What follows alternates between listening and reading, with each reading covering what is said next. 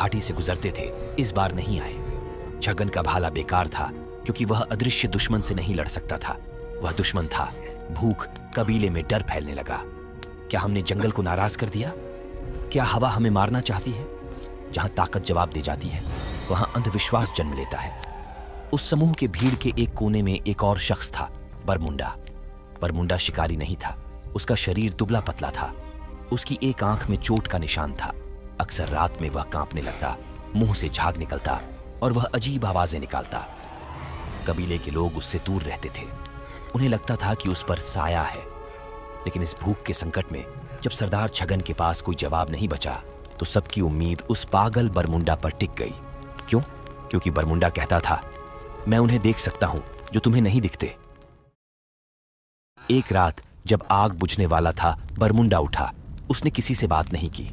उसने एक मशाल उठाई और पहाड़ की उस गुफा की ओर चल पड़ा जहां कबीले के लोग जाने से डरते थे। वह गुफा के मुहाने पर नहीं रुका।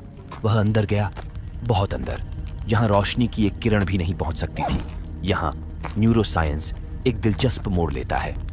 जब इंसान पूर्ण अंधकार यानी टोटल डार्कनेस में जाता है तो उसका दिमाग घबरा जाता है। आंखों को सिग्नल नहीं मिलते, कानों को सन्नाटा मिलता है। ऐसे में दिमाग खुद हेल्यूसिनेशन पैदा करता है। अंधेरे में आकृतियां तैरने लगती हैं। गुफा के अंदर ऑक्सीजन की कमी नशे जैसा असर करती है। बरमुंडा अब उस अवस्था में था जिसे वैज्ञानिक Altered state on off consciousness कहते हैं। बरमुंडा ने गुफा की दीवार पर मशाल की रोशनी डाली।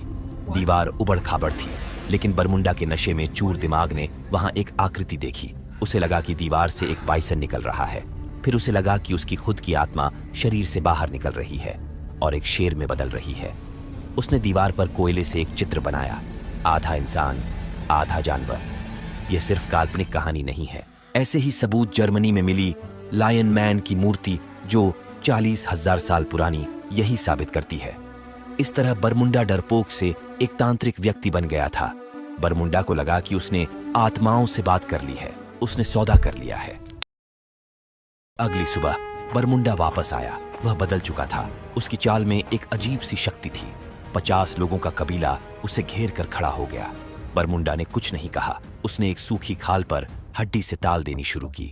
इसके बाद उसने नाचना शुरू किया, अजीब झटकेदार डांस। वह चिल्लाया, वे आ रहे हैं, मैंने उन्हें बुलाया है। संयोग देखिए, या शायद बरमुंडा का अनुभव जो मौसम और हवा को समझता था।